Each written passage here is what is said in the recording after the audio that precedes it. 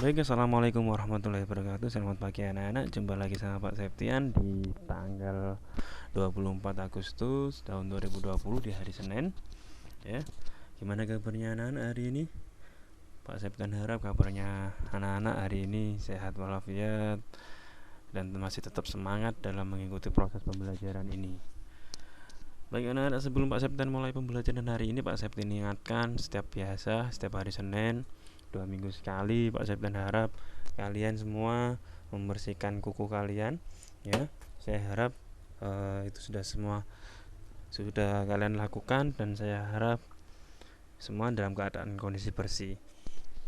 Baik anak-anak, pada hari ini Pak Septian akan mengajak kalian belajar masih di tema 1, ya. Kali ini di terakhir di subtema 4, ya.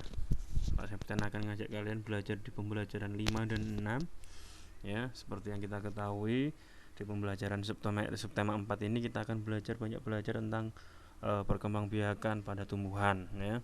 Kalau kemarin kita sudah belajar tentang biji dan tunas, ada umbi juga, ya. Nah, kali ini kita masih akan belajar dengan perkembangbiakan tumbuhan dengan spora, ya. Apa sih spora itu, ya? Apakah anak-anak ada yang tahu?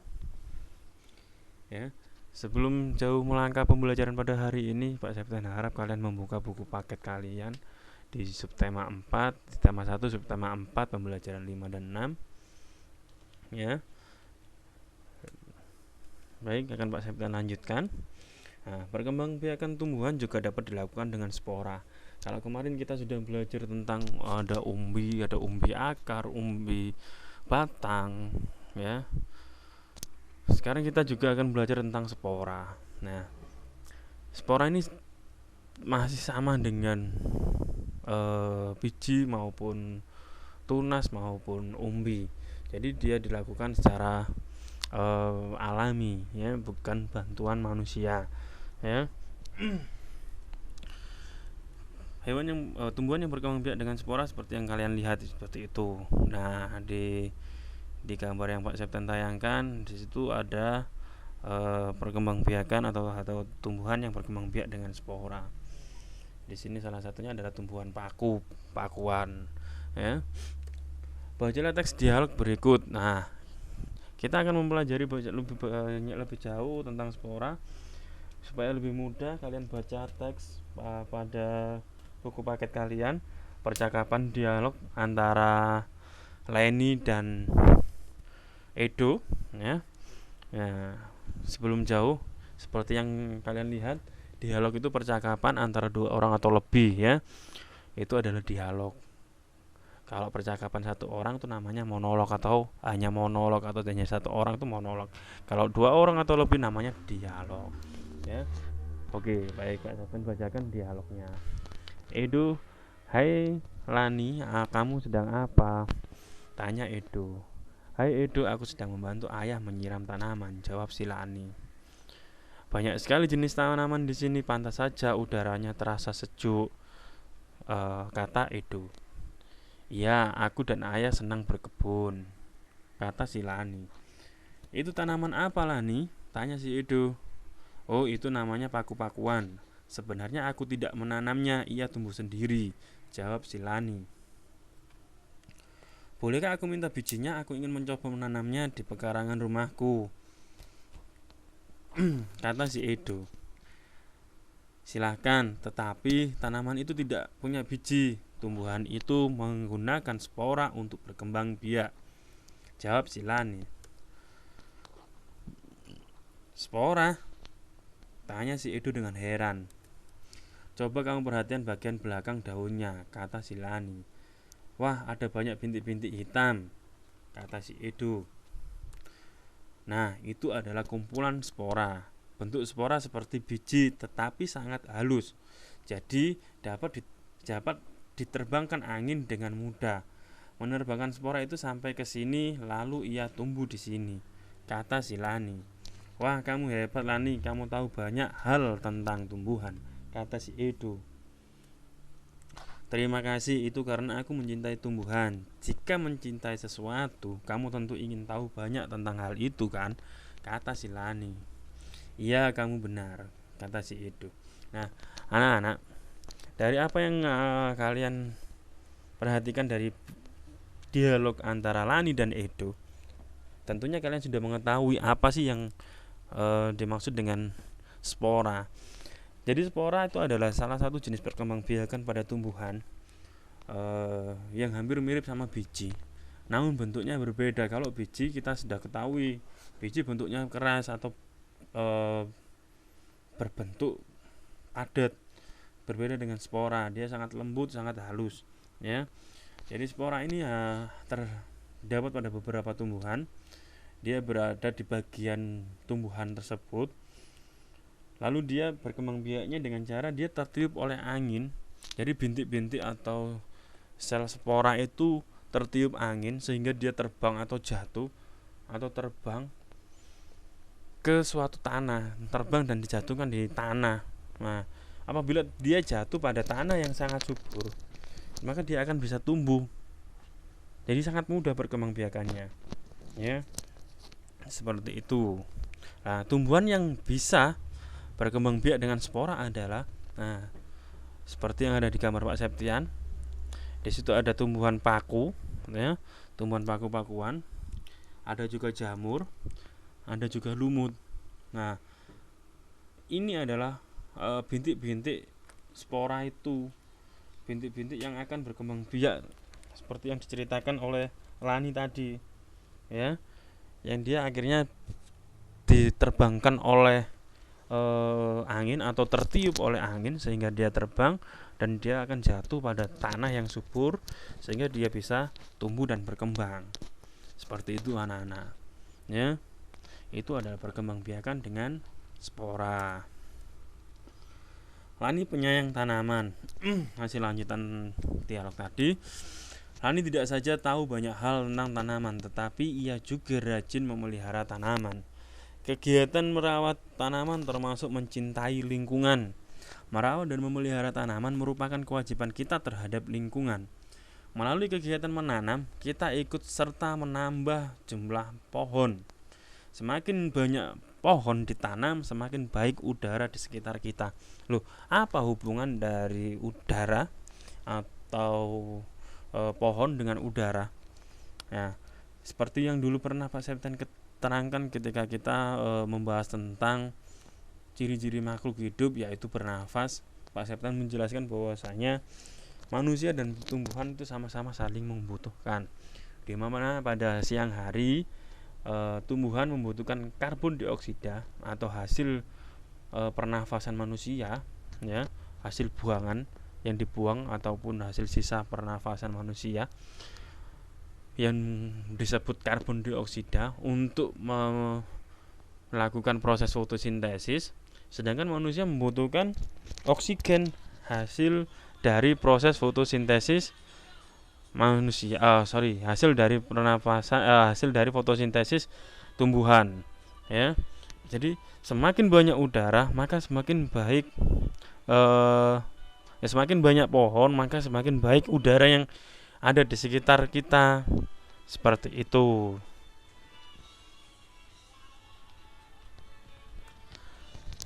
Selanjutnya, menyangkok tanaman.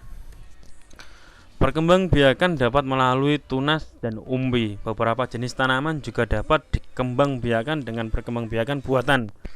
Jadi yang kita pelajari selama ini tentang proses perkembangbiakan pada tanaman yaitu antara biji, tunas, umbi, dan tadi spora. Itu adalah proses perkembangbiakan tanaman yang dilakukan secara alami atau dilakukan oleh tumbuhan tersebut. Namun tumbuhan juga bisa berkembang biak dengan cara bantuan atau membutuhkan bantuan manusia, antara lain dengan cara seperti yang kita bahas yaitu mencangkok, ya. Jadi mencangkok itu adalah proses perkembangbiakan pada tumbuhan yang disebut perkembangbiakan buatan. Dia disebut buatan karena dia dibantu oleh manusia, ya. Nah, perkembangbiakan buatan adalah perkembangbiakan tanaman yang dengan bantuan manusia. Perkembangbiakan buatan diantaranya dengan mencangkok, stek, dan menempel, ya. Macam-macam perkembangbiakan buatan, ya, yang membutuhkan bantuan manusia antara lain adalah mencangkok dan mencangkok, stek, dan menempel. Ya, itu adalah proses perkembangbiakan pada tumbuhan. Ya, mencangkok tanaman adalah cara paling murah dan mudah untuk mengembangbiakan tanaman. Keuntungan mencangkok adalah tanaman tumbuh lebih cepat dari biasanya. Mutu tanaman biasanya lebih baik dari tanaman induknya. Itu adalah keuntungan dari mencangkok. Ya, sedangkan kekurangan tanaman hasil cangkokan adalah lebih mudah roboh. Tanaman yang berasal dari perkembangbiakan dengan biji biasanya lebih kuat. Akar tanaman hasil mencangkok lebih rapuh. Nah, ini adalah kekurangannya, ya. Jadi memang untuk mencangkok dia lebih cepat, dalam artian lebih cepat adalah lebih cepat tumbuhnya, ya, lebih cepat tumbuhnya. Namun biasanya akar yang dihasilkan dari tanaman tersebut dia adalah mudah rapuh, ya. Akarnya mudah rapuh dibandingkan dari tanaman yang berkembang biaknya dari biji. Dimana kalau lebih dari biji lebih kuat, ya, itu adalah kekurangan dari mencangkok tersebut. Nah, selanjutnya adalah cara mencangkok tanaman. Nah, alat-alat dan bahan yang perlu disiapkan adalah pisau, sabut kelapa atau plastik, ya, tali, dan sedikit tanah yang dicampur dengan pupuk kandang. Ya, tanahnya harus dicampur dulu dengan pupuk kandang. Nah, langkah-langkah untuk melakukan pencangkokan sebagai berikut. Di sini ada sedikit gambarannya, ya, sambil kalian perhatikan gambarnya. Untuk langkahnya, yang pertama, pilih cabang atau dahan pohon dengan ukuran sedang. Jangan pilih yang besar. Kamu lihat di sini ada dahan yang besar, tapi kita pilih yang sedang saja. Jangan terlalu kecil dan jangan terlalu besar. Ya, selanjutnya, kupas dahan hingga bersih dari kulit dan lendir kira-kira sepanjang 5-9 cm. Nah, ini adalah pada bagian HA, ini adalah dikupas. Kulit dan kulitnya ini dibersihkan, ya, hingga bersih dari kulit dan lendir. Biasanya kalau dalam batang itu ada lendir, sedikit lendir-lendirnya atau ibaratnya itu sedikit basah. Nah, itu kalian bersihkan, ya, sepanjang 5-9 cm, ya. Selanjutnya, tutup luka pada dahan dengan tanah subur yang sudah dicampur dengan pupuk kandang. Jadi yang sudah kalian kuliti tadi atau yang kalian kupas tadi yang panjangnya 5-9 cm, kamu tutup dengan tanah yang sudah dicampur dengan pupuk kandang. Selanjutnya, bungkus tanah dengan sabut kelapa atau plastik lalu diikat dengan tali. Nah, kamu bungkus dengan plastik atau sabut kelapa, ya, lalu diikat dengan tali. Selanjutnya, siram cangkokan setiap pagi dan sore. Biasanya akar akan tumbuh dalam waktu sekitar 1-2 bulan, ya. Jadi sirami setiap hari dan akarnya pun akan tumbuh antara 1-2 bulan pasti akan tumbuh akar, ya. Akarnya akan tumbuh di dalam plastik ini, ya. Di dalam tanah yang sudah dibungkus dengan plastik ini akan tumbuh akar selama 1-2 bulan, ya. Selanjutnya, setelah akarnya tumbuh banyak, potong cabang dari induknya, kemudian tanam di tempat yang teduh. Potongnya di sebelah sini. Nah, di sebelah sini dipotong, lalu ditanam di tanah yang subur atau di tempat yang teduh. Nah, itu adalah cara mencangkok. Udin dan teman-teman sedang berkunjung ke perkebunan jambu. Perkebunan jambu tersebut milik keluarga Udin.